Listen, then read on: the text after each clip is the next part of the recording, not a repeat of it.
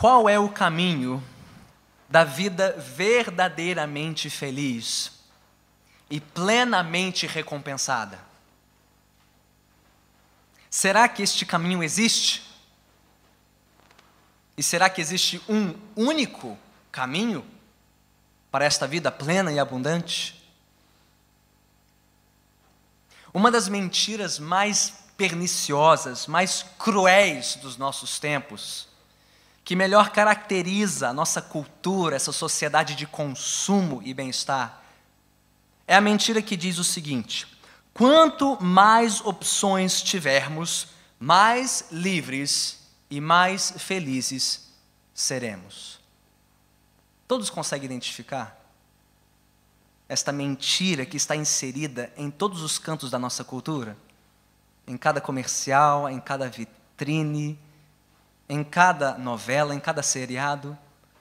Quanto mais opções, mais liberdade, e quanto mais liberdade, mais felicidade. Não é isso que nos vendem nos pacotes de TV por assinatura? Mais canais, mais opções, mais divertimentos. Em cada concessionária, mais acessórios, melhores condições de condução e de financiamento. Não é isso que nos oferecem nos lançamentos imobiliários? Mais opções de lazer, mais maneiras de se entreter no final de semana e mais possibilidade de ser feliz. Não é isso que nos vendem nos programas de cinema? Por que escolher entre 2 ou 3 filmes? Você pode escolher entre 10, 12 opções em cartaz. Contudo, meus irmãos, eu creio que muitos aqui saberão identificar isso. A verdade é exatamente o contrário do que o mundo nos diz. Quantos já tiveram a seguinte experiência? Eu já tive várias vezes. De se verem diante de tantas opções, tantas, na concessionária, no supermercado, no cinema, que você ficou paralisado sem saber que decisão tomar. Alguém já se viu assim? Peraí. Mas se eu escolher esse filme, eu posso estar perdendo aquele outro filme. E se eu parar nesse canal, será que eu estou perdendo alguma outra programação mais interessante? Não, mas se eu comprar este celular ou fechar este pacote, que outros benefícios eu estou perdendo naquele outro pacote? Será que eu devo investir mais? Será que eu devo investir menos? E quantos já se viram gastando tempo, dinheiro e saúde diante de tantas opções, achando que com isso seremos mais felizes? Eu já me vi, literalmente, numa locadora de vídeo com minha esposa, gastando meia hora numa sexta-tarde, perguntando que filme nós vamos ver. E após meia hora, sabe o que decidimos? Nenhuma daquelas opções prestava, vamos para casa que seremos mais felizes. A verdade, meus irmãos, é o oposto do que o mundo nos diz. Não, ter mais opções, ter mais facilidades, não é sinônimo necessariamente de uma vida mais plena, recompensadora e feliz. Não que você deva desejar uma vida sem escolhas, ou sem opções, mas não deposite a sua esperança de felicidade em ter mais opções e o poder de escolha. Tendo dito isso, o Salmo de número 1 nos traz uma dose de franqueza, de sinceridade, de lucidez que está em falta no mercado. Porque, ao contrário de tudo que nós ouvimos e que aprendemos neste mundo, o que diz o Salmo 1? Que dentre todas as decisões que temos de tomar e todos os caminhos possíveis que podemos escolher nesta vida, tudo se resume a este fato. Existem quantos caminhos possíveis? 2. Só 2. E dentre esses 2 caminhos, quantos deles conduzem a uma vida plena, abundante e recompensada? 1. Contrariando toda essa mentalidade pluralista, relativista, você que escolhe como quer ser feliz, cada um define felicidade como bem quiser, a palavra de Deus diz: não existem múltiplas opções, não existem inúmeros caminhos, existem 2, e temos que escolher um, e só um desses caminhos conduz a uma vida recompensada. É disso que fala o Salmo de número 1, e queremos gastar tempo nele nesta noite. Então mantenha sua Bíblia aberta comigo, porque vamos examinar este Salmo versículo por versículo. Mas antes, algumas palavras de introdução e de apresentação do Salmo. Onde encontramos este Salmo na ordem do saltério? Ele é o primeiro, e isso deve nos causar uma certa atenção maior.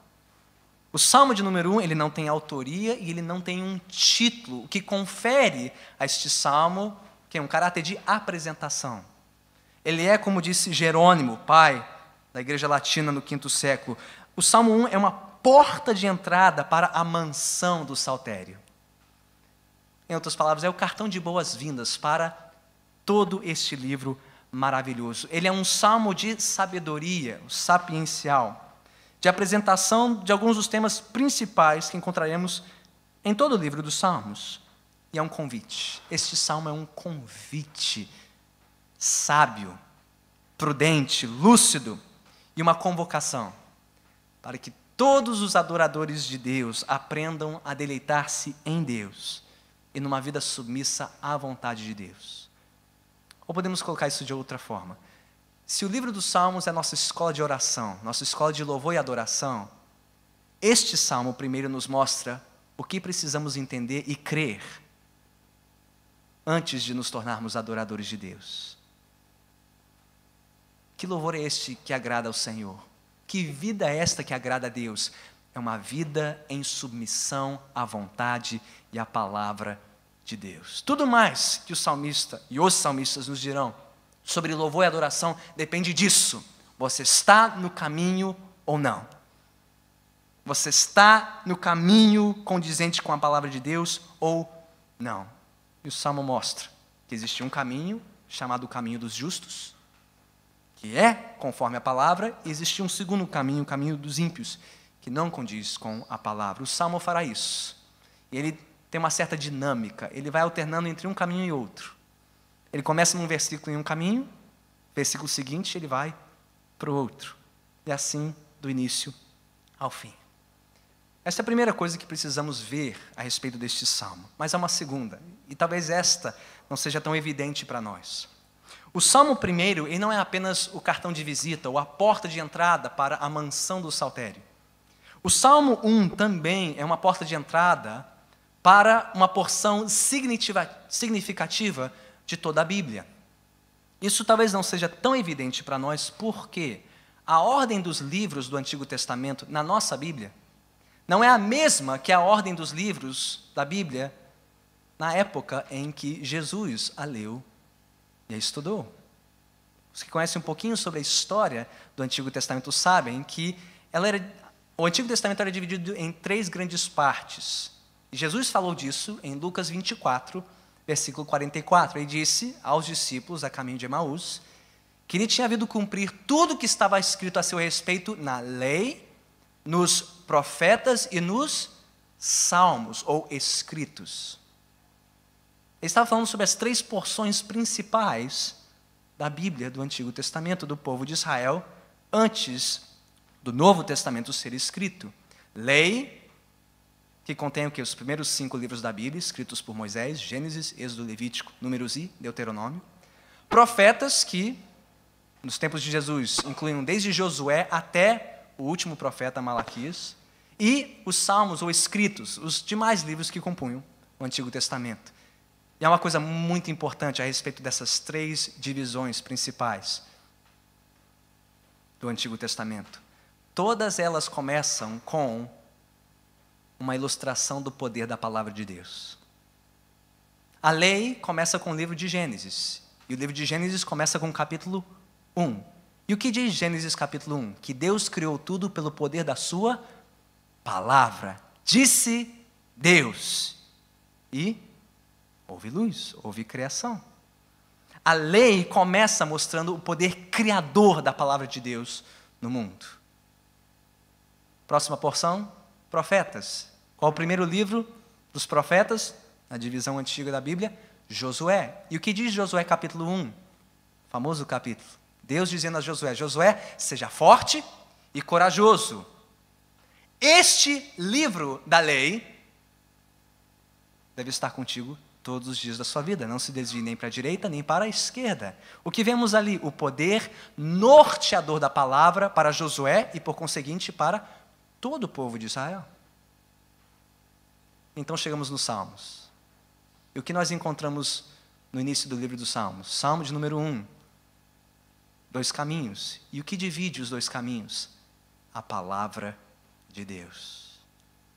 Então, se colocarmos esses 3 capítulos da Bíblia, Gênesis 1, Josué 1 e Salmo 1, lado a lado, eles formam um tríptico, um quadro em 3 partes, mostrando a palavra que criou o mundo, a palavra que dirigiu o povo de Israel e a palavra que dirige a vida de cada verdadeiro servo do Senhor. Uau! Um colar de pérolas,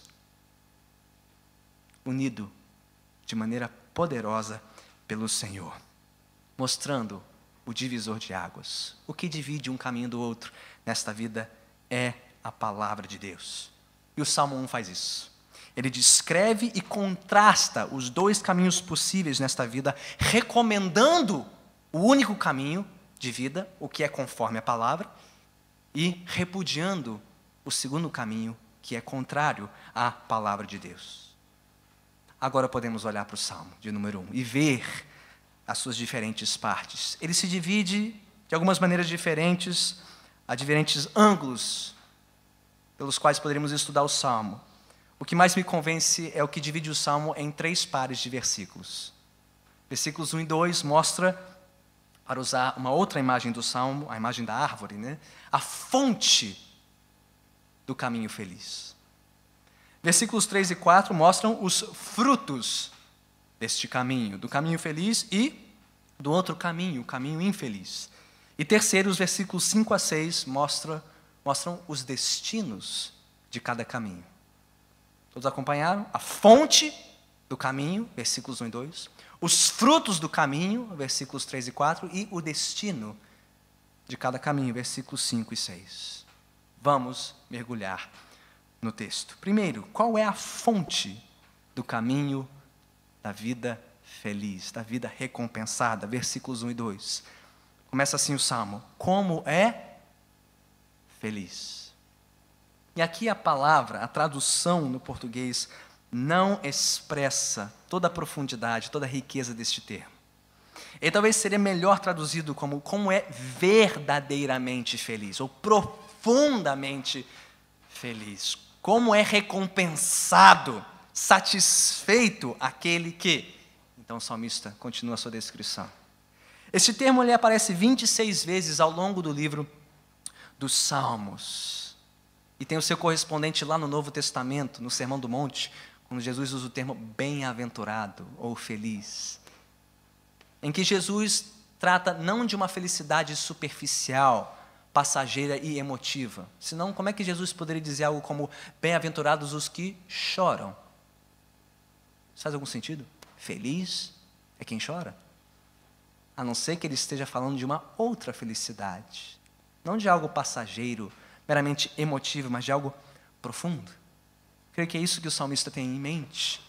Não a felicidade de uma criança, né, repentinamente feliz porque ganhou um pirulito, um doce ou um brinquedo novo e, quando acabou o pirulito, quando passa a novidade, o que acontece com a felicidade daquela criança? Evapora, né?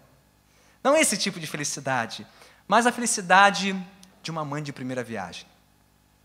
Aquela que suou, chorou, esperou 9 meses, pagou todo o preço para ter o seu bebê no colo. E, mesmo passando noites em claro, ainda sofrendo, pagando o preço para ser uma boa mãe, para cuidar do seu neném, pode-se dizer, satisfeita, realizada em ser mãe. Esse é o tipo de felicidade qual o salmista está falando. Algo profundo, algo que está na alma e que independe de circunstâncias. Felicidade no vocabulário bíblico, tanto no Antigo como no Novo Testamento, representa uma condição que é resultado de um relacionamento com Deus. Um relacionamento fiel e confiante no Senhor, independente das circunstâncias, sejam elas favoráveis ou não. E mais, contrastante com todas as promessas de felicidade deste mundo.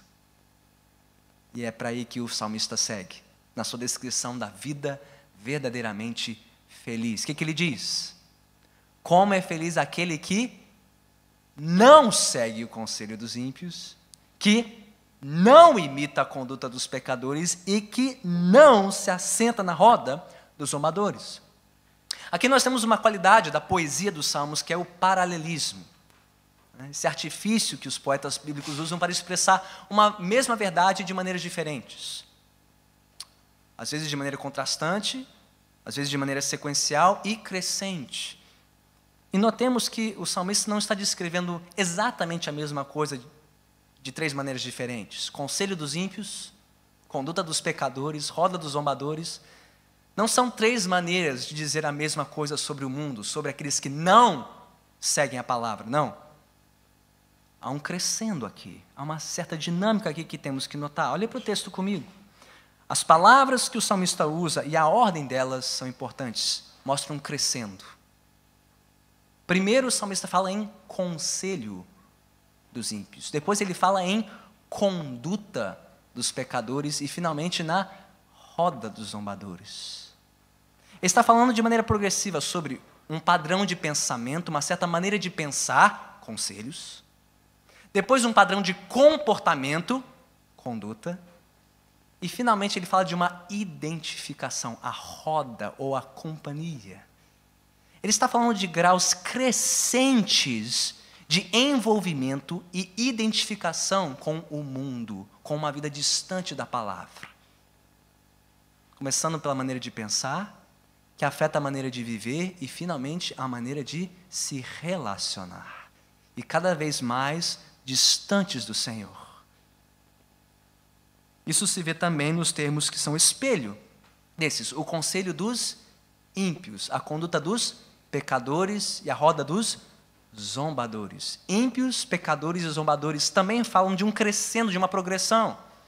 Ímpios, a palavra fala do quê? Dos desordeiros, aqueles que quebram a ordem, o padrão de Deus para este mundo. Pecadores fala daqueles que afrontam esta ordem, se rebelam contra ela, e zombadores fala daqueles que abertamente, escancaradamente zombam de Deus, zombam da sua glória, zombam da sua santidade. Então veja que há um progresso aqui, desde aqueles que quebram as regras de Deus, aqui e ali, sem nenhuma pretensão de se rebelar contra Deus.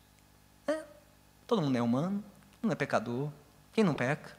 Até aqueles que não, estou gostando disso. Eu não quero viver segundo as ordens de Deus, eu quero viver da minha maneira. Até aqueles que dizem, quer saber? Não tem certo e não tem errado. Deus não vê, Deus não sabe, Deus não existe. Eu vou viver como eu bem quiser. Há um crescendo aqui, há um progresso. E o que o salmista está denunciando aqui? Isso é o mais importante.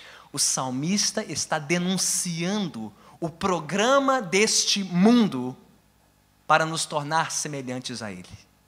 Começa de maneira muito sutil, com a maneira como nós pensamos, que afetará em segundo a maneira como nós nos comportamos e finalmente a maneira como nós nos identificamos e nos relacionamos em graus de crescente distanciamento de Deus. É isso que o mundo faz de melhor. Nos seus comerciais, nas suas novelas, nos seus seriados. Pastor, é só uma novela. Eu não vou fazer isso. Eu não concordo com isso, mas eu gosto, pastor. Não faz mal nenhum, é só um pouquinho de divertimento. Meus irmãos, veneno é saudável em doses pequenas ou grandes? Não. Se você tomar veneno tudo de uma vez, o que vai acontecer? Você vai cair morto. Mas se você tomar veneno aos poucos ao longo da vida, o que aquilo vai fazer? Vai minar a sua saúde, vai comprometer o funcionamento dos seus órgãos até que você não seja capaz de se sustentar. Ou olhe para as ondas do mar. Há uma ressaca, uma onda forte, isso não vai fazer mal nenhum. Ao longo do tempo você vê aquelas mesmas ondas batendo contra a mesma orla e daqui a pouco aquela orla já está toda redesenhada. E talvez aquele calçamento que foi feito belamente está erodindo. Assim são as ondas deste mundo que se lançam contra nós, dia após dia após dia, erodindo as nossas defesas, anestesiando a nossa alma, pelo que assistimos na TV, pelo que vemos na internet, os comerciais, nos nossos celulares, smartphone, os meios de comunicação em massa. Qual é o programa deste mundo? Minar, erodir, anestesiar a nossa consciência, para que passemos a pensar como o mundo. Daqui a pouco estamos vivendo como o mundo, e logo, logo estaremos muito à vontade com o mundo e com os que são dele.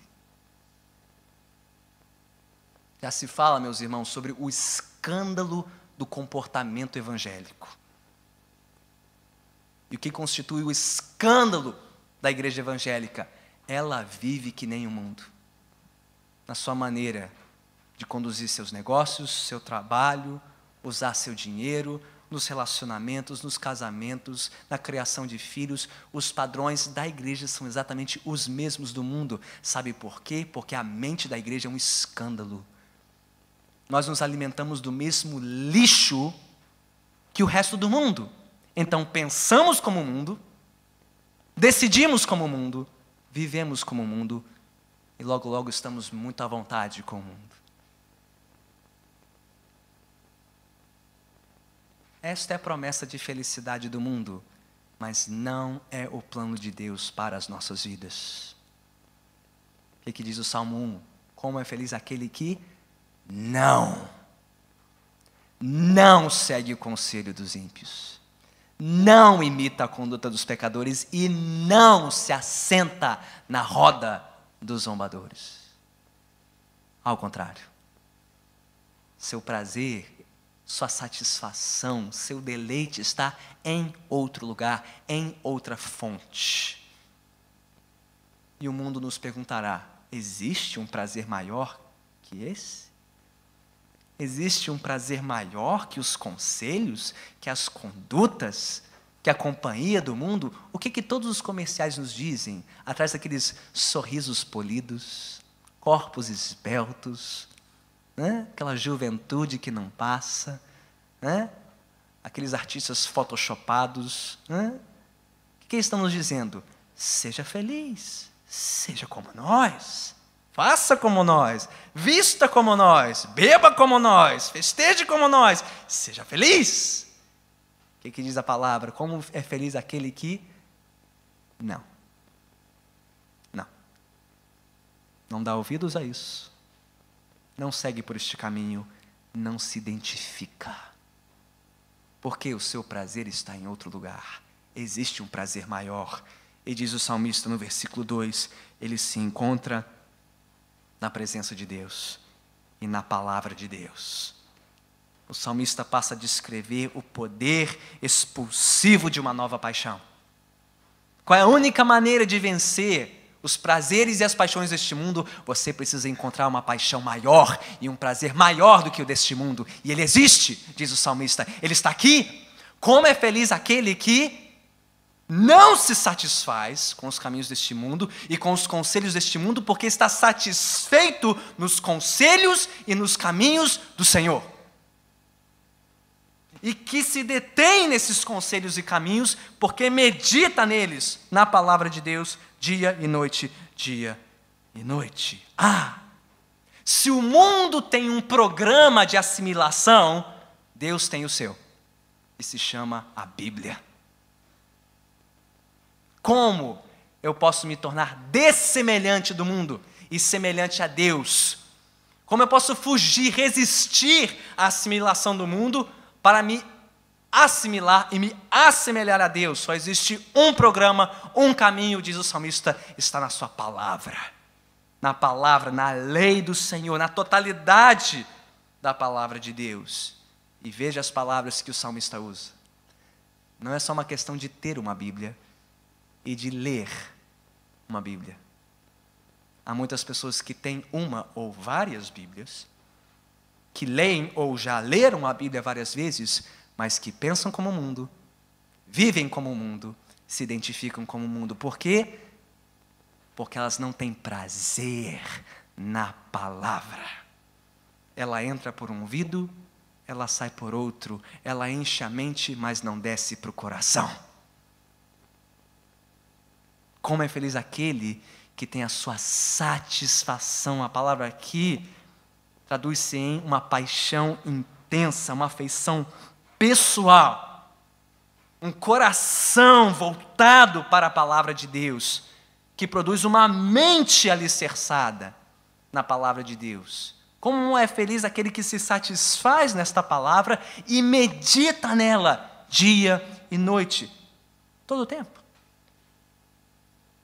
E meus irmãos, como a igreja abandonou esse caminho?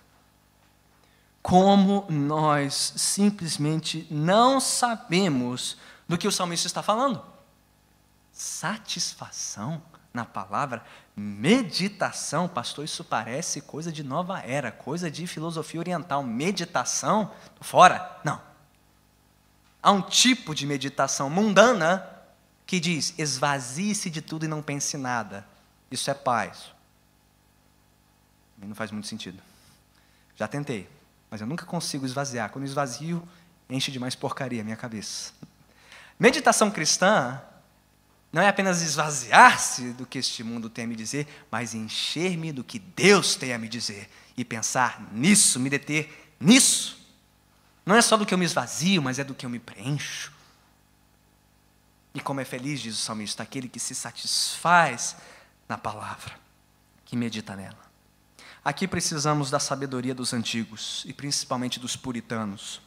Um deles, nos seus famosos sermões sobre leitura e meditação bíblica, Thomas Watson disse, meditação é a mistura da escritura. Que mistura é essa? Leitura traz a verdade para a nossa cabeça, meditação a traz para o nosso coração. Leitura e meditação precisam estar juntas. Meditação sem leitura é errada. Leitura sem meditação é estéril. Alguém aqui já se sentiu assim? Depois de gastar 5, 10, 15 minutos com a palavra, que não te disse nada, não representou nada para a sua vida, segue o dia e acabou-se. Por quê, diz Watson? Porque leitura não pode andar desacompanhada de meditação. Ele usa a seguinte comparação. A abelha suga a flor, então trabalha o néctar na colmeia e assim o transforma em mel. Ao lermos, sugamos o néctar da palavra. Pela meditação, trabalhamos na colmeia de nossa mente e esta meditação se torna proveitosa. A razão pela qual vamos embora tão frios, disse Watson, depois da leitura da palavra, é porque não nos aquecemos no fogo da meditação. O problema não é apenas que não gastamos tempo com a Bíblia, é que não sabemos gastar bem o tempo que gastamos com a Bíblia, pensando no que lemos e perguntando o que ela tem a dizer sobre Deus, sobre mim e Pastor Marcelo, Salmo 90. Meu relacionamento com Ele.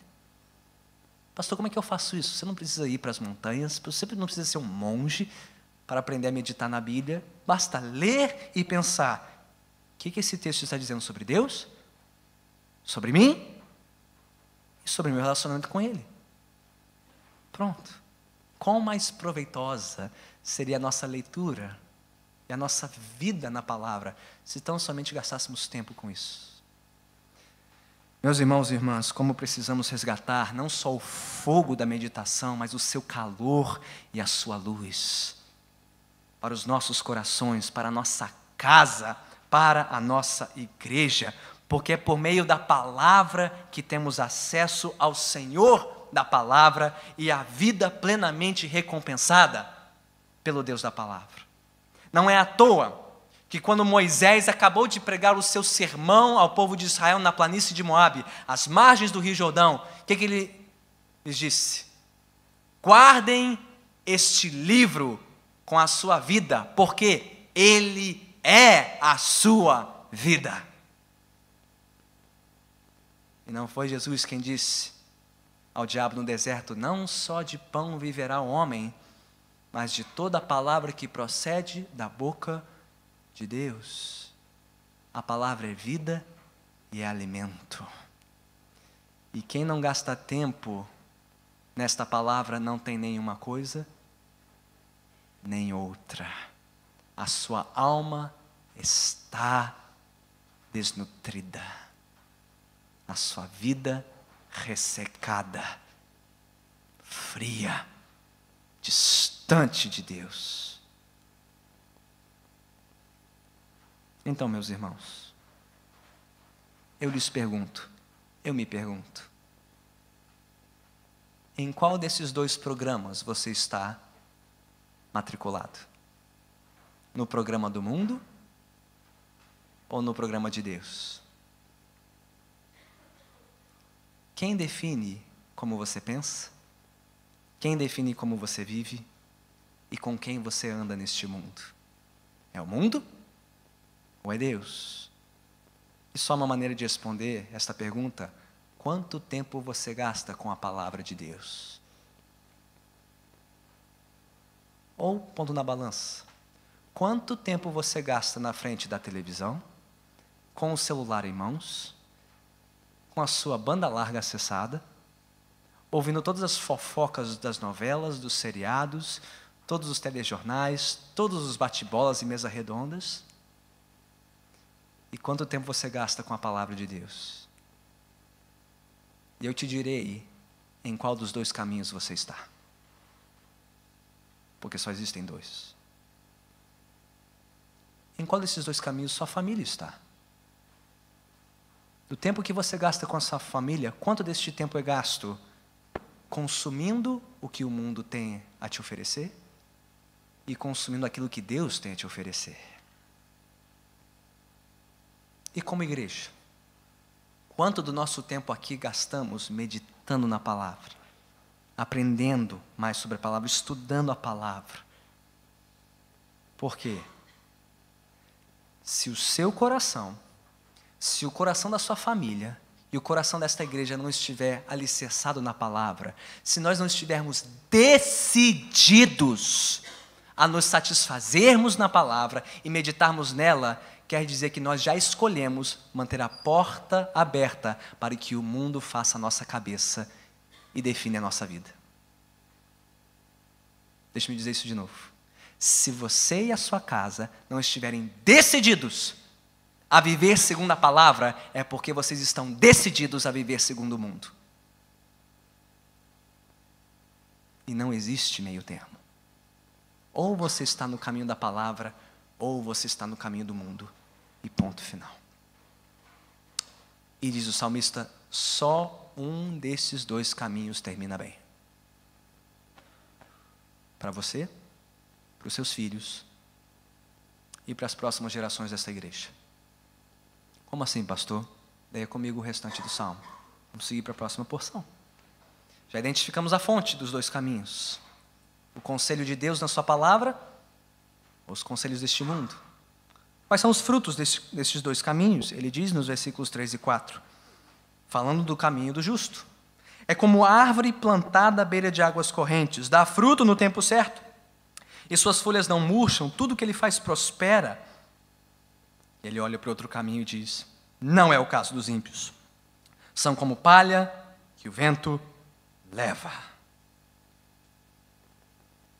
O salmista não poderia ter sido mais feliz na escolha de uma metáfora, de uma imagem para descrever a vida do justo, a vida do que anda na palavra. Ele usa a imagem de uma árvore, bem plantada à beira de águas correntes. A imagem por si só já é marcante porque, em que contexto este texto foi escrito? Qual era a geografia característica da Palestina, em que vivia o povo de Israel? Uma terra árida, com uma faixa central próspera, né, bem irrigada, bem frutífera, mas fora isso, deserto para todos os lados. Árvores bem plantadas e bem irrigadas não eram uma coisa comum, como é para nós, que vivemos no Rio de Janeiro, né, plantados aqui no meio da Mata Atlântica, essa faixa, né, litorânea. Isso é uma imagem rara? É uma imagem de vida, num contexto de morte. Aquele que está satisfeito na palavra e medita nessa palavra, ele tem vida. Diferente dos que não estão na palavra, estão mortos. Mas a imagem, quando bem estudada, mostra mais uma coisa importante. Que a imagem que o salmista usa, e as palavras que ele usa para descrever essa árvore, não são comuns. Quando ele fala de uma árvore plantada à beira de águas correntes, ele não está falando de uma árvore naturalmente plantada à beira de um riacho ou de um rio com uma boa provisão de água. Não. Os termos aqui no original descrevem uma árvore bem plantada, se não me engano, Almeida. O melhor termo seria uma árvore transplantada de um lugar para outro. De um lugar menos adequado para um lugar mais adequado, onde ela possa gerar fruto. E o termo aqui para águas correntes não fala de um rio natural, mas de um canal artificial. Uma provisão de água canalizada para irrigar constantemente uma vegetação. Isso é importante. Porque o que o salmista está dizendo? Aquele que não segue o conselho dos ímpios, porque está alicerçado e tem prazer nos conselhos de Deus, é como uma árvore que foi transplantada da aridez do mundo para um manancial bem irrigado por Deus e pela sua palavra. É uma árvore que, se tivesse continuado no seu lugar original, não teria condições de sobreviver e de dar fruto. Mas agora que está num lugar adequado, bem suprido, constantemente suprido, é uma árvore que pode florescer o tempo todo e dar fruto no seu tempo certo. Assim é a vida de um justo. Ele tem a perspectiva de uma vida plena e recompensada, porque a sua vida está alicerçada numa fonte inesgotável, a palavra de Deus, que não varia como as fontes deste mundo. Sua folhagem, diz o salmista, não murcha. No tempo certo, dá fruto. E tudo que esta pessoa faz, prospera. Aí está mais uma palavra que precisamos estudar bem, e muito distorcida, tanto quanto felicidade, lá no versículo 1. De que prosperidade o salmista está falando aqui? É de ser rico? Ter carro zero na garagem? Promoção? Emprego do ano? Cargo do ano? É dessa prosperidade que ele está falando? Não. Quando a Bíblia fala sobre prosperidade, está falando de uma vida plena segundo os propósitos de Deus. Prosperidade, quando interpretada biblicamente, fala de vida com Deus, vida com o próximo e vida consigo. E quando você examina a vida de alguém que está na palavra, você pode com certeza encontrar sinais de vida no seu relacionamento com Deus, com os que estão ao seu redor, e na sua mordomia, no seu trabalho, nos seus recursos, na sua própria saúde. Tudo, diz o salmista, tudo que essa pessoa faz, tudo que ela é, cada dimensão da sua vida, demonstra sinais de vida, porque esta vida está ligada à fonte de vida, à palavra de vida, a vida correndo por esta vida. Não é o caso dos ímpios. Versículo 4. São como palha que o vento leva. Palha, aquele elemento do feixe de cereal, que, ligado ao cereal, parece ter vida, mas depois da colheita, palha e cereal são separados. E para que serve palha? No mundo antigo só serve para uma coisa, ser soprada pelo vento, serve para nada porque não tem vida. A vida dos ímpios, ela parece ter vida por um tempo, mas o tempo mostrará que não tem vida, serão levados, não há permanência, não há vitalidade, não há durabilidade. O vento levará. O tempo mostrará que a vida que os ímpios parecem ter não é vida nenhuma. Que conclusão o salmista tira aqui? Que a vida do mundo, a vida dos ímpios, ela tem a aparência de vida, mas de fato não é vida. Ela pode nos enganar por um tempo, mas o tempo dirá que isso não é vida. Vida só existe quando permanece na palavra é de Deus. Árvore e palha.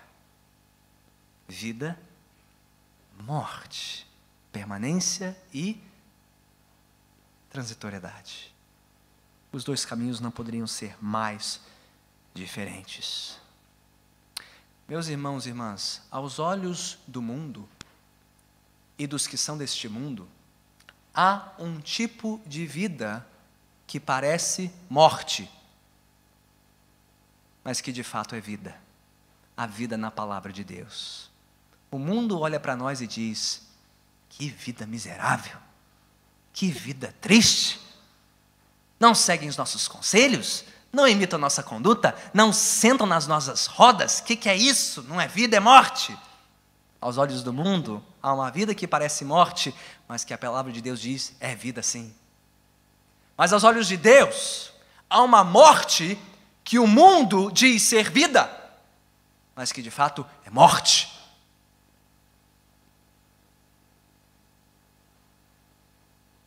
Então,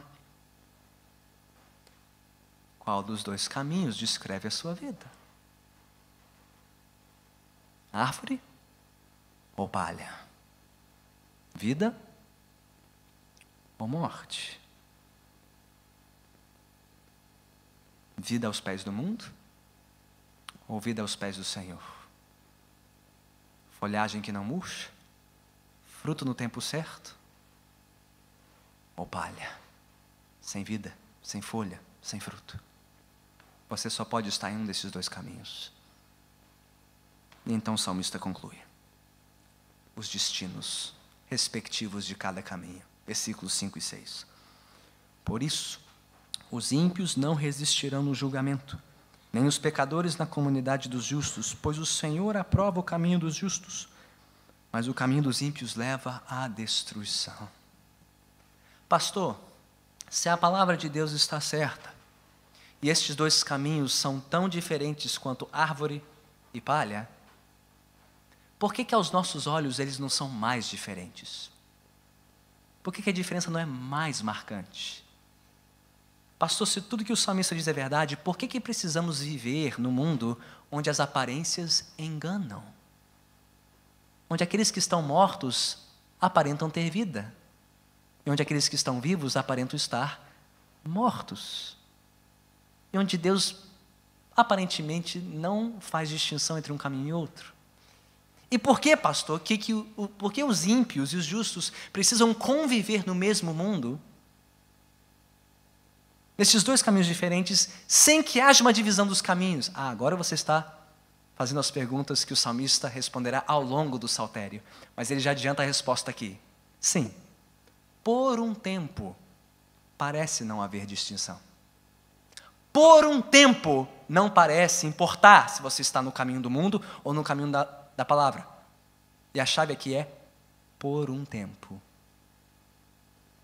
Porque se só um desses caminhos tem vida e o outro não, isso quer dizer, segundo o salmista, que quando chegar o tempo, quando Deus vier, quando o juízo chegar, um grupo resistirá e o outro não.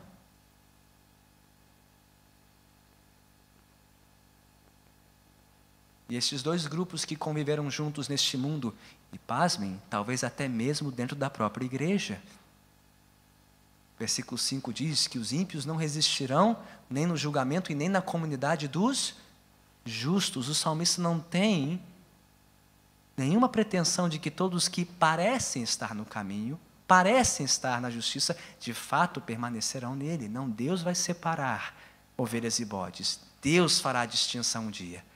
Um grupo resistirá e o outro não. Quer dizer que você pode estar aqui ouvindo a pregação, lendo a Bíblia, participando dos estudos bíblicos, e você pode estar tão perdido neste mundo quanto aquele que está fora daqui.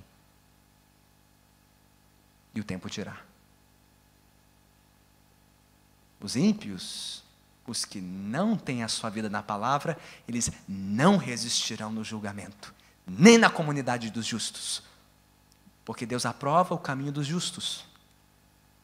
Mas o caminho dos ímpios leva à destruição.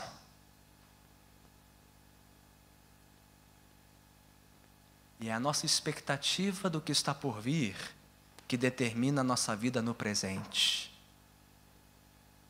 É muito cômodo e conveniente a este mundo pensar que Deus não é justo, que não há julgamento e que não há inferno. Por quê?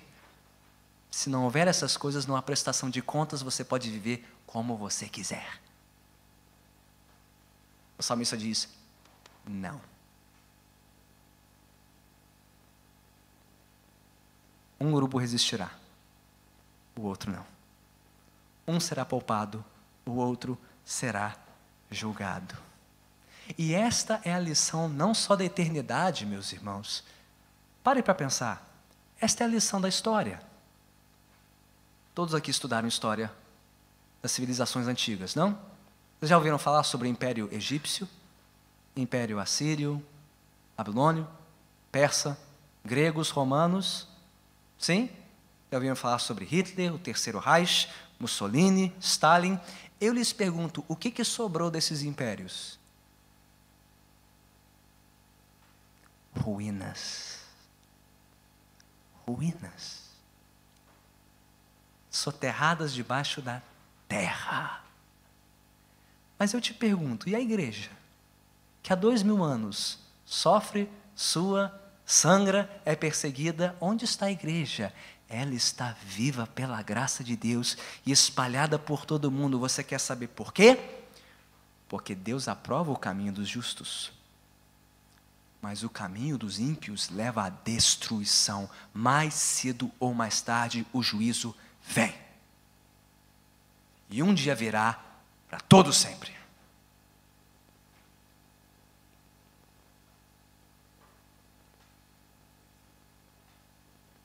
Então, quantos caminhos possíveis existem nesta vida? 2. E quantos desses caminhos realmente conduzem à vida? 1. E em que caminho você está? A palavra de Deus diz que todos nós abandonamos esse caminho. Todos nós voltamos as costas para Deus para dar ouvidos ao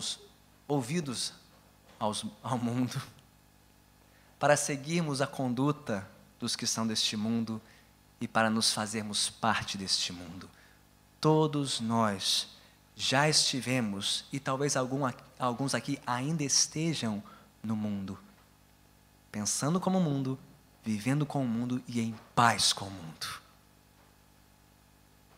Saibam, este caminho leva à morte. Mas as boas novas, as maravilhosas notícias do Evangelho, são que Deus enviou o seu próprio Filho, o Verbo vivo, a palavra de Deus encarnada, a árvore da vida, a fonte de toda vida, Cristo Jesus, para perdoar a nossa tolice, a nossa loucura, a nossa burrice de dar ouvidos ao mundo, de seguirmos segundo os conselhos deste mundo, a fim de nos transplantar do mundo para o reino, como aquela árvore bem plantada, e nos plantar à beira das águas correntes da graça de Deus, a fim de regar as nossas raízes e a nossa alma com a fonte inesgotável da palavra e do Espírito e encontrarmos ali o nosso prazer, a nossa satisfação. Para que fôssemos não como a palha que o vento levará, mas como árvores frondosas, carvalhos de justiça, plantados pelo Senhor para a sua glória. Você, seus filhos, sua casa, esta igreja. Não mais tendo prazer nos conselhos e nas condutas e nas companhias deste mundo, mas encontrando o seu prazer nos conselhos e nas condutas e nas companhias de Deus, na sua santa palavra. Para que você não tenha mais que temer o dia do juízo, quando Deus virá para julgar e todos terão que prestar contas. Mas só os que descansam na graça de Jesus Cristo, no seu sacrifício por nós, podem descansar seguros. Já não há mais condenação para os que estão em Cristo Jesus, a árvore da vida, a fonte de toda a vida. E eu pergunto a todos: não é essa a vida que você quer?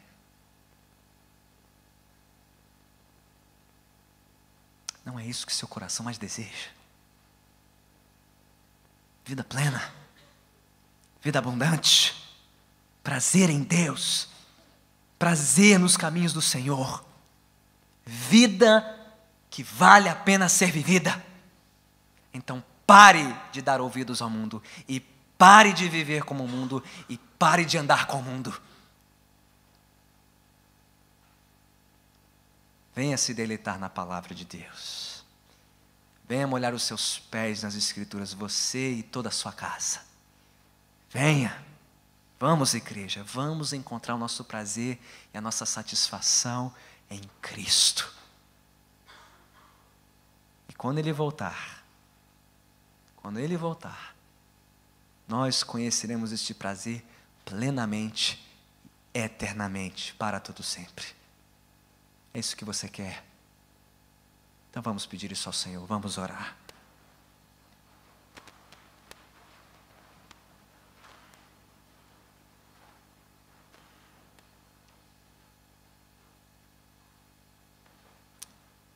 Senhor bendito, mais uma vez te louvamos pelo convite glorioso da Tua palavra.